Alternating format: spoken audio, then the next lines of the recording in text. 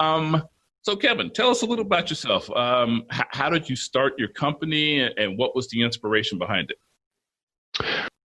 When I first started traveling internationally, the thing that I was doing at home was commuting to work on a bike every day, about 12 miles each way, back and forth.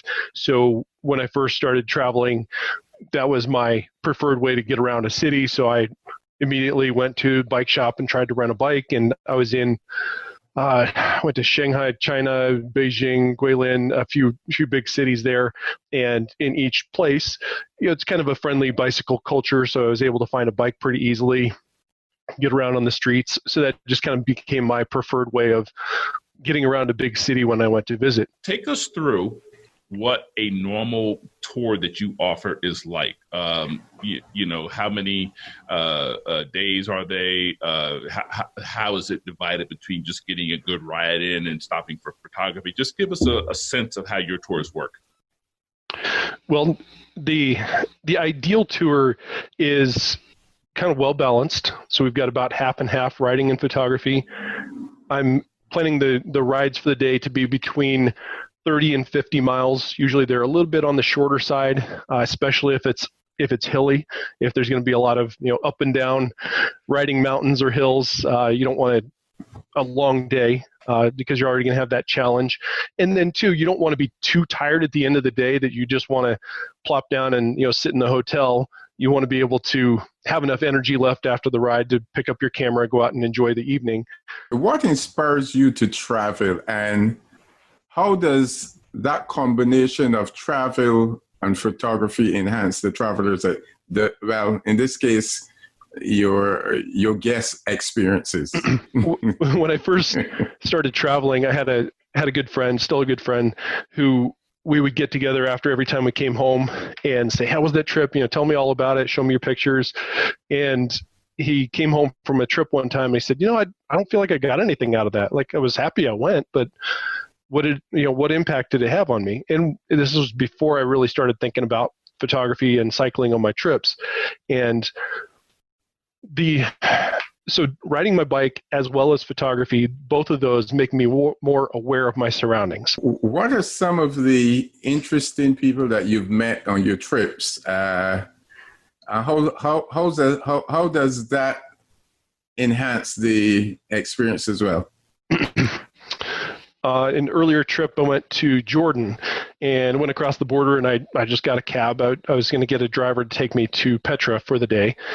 And it was a quick trip. I had to get it back across the border to Israel the very next day. So he drove me to Petra. He spoke enough English. We had a good conversation along the way. I was kind of rushed coming back, and I didn't spend as much time as I wanted to there. So we had a lot of conversation. He was being real friendly, but we were driving back, and it was clear we were not going to make it back to the border crossing on time for me to get back across. It was going to be closed for the night. So he said, you know what? I've got a better idea. He took me into a little village where we met his parents, and I sat in his living room with his mom and his dad and his sister and his brother and had some dinner with them. And then he drove me back to Aqaba, Jordan, where his family lived.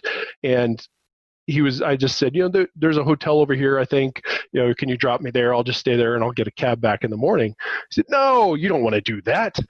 He drove me to his house, and he had a traditional couch there on the floor in a traditional Arab house. And he said, if that's okay, you can sleep there. That's fantastic, of course. And his wife made me dinner, and his kids came and sat, and we looked through all the pictures on my camera. Again, not an experience that I would ever have just, in a normal hotel or having a normal tourist experience. And those are the kind of things, honestly, that I seek out too. Give us a little sense of how hands-on you are, maybe helping them set up a shot or helping them describe what they should be looking for when they shoot. How detailed do you get where you're on these trips with the understanding that you got 20 people that you also have to look out for? Well, the max group size that I would take is 12 people. And if I have any more than 6 or 7 people, I'll have another person come on the trip with me who's also a professional photographer, so they can help teach some people as well. You mentioned you're married, you have 2 young kids.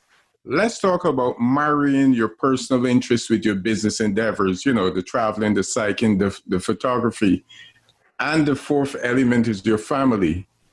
How do you manage family life and this passion that certainly consumes so much of your time? Is that a challenge for you? A good portion of the reason that I started doing this too was to again, put something in my path that obligated me to keep working towards it.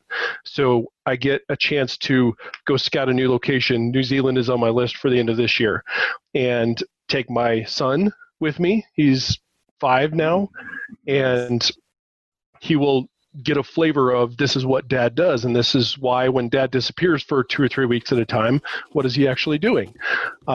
So I've done it with the intention of incorporating family life into what I'm doing.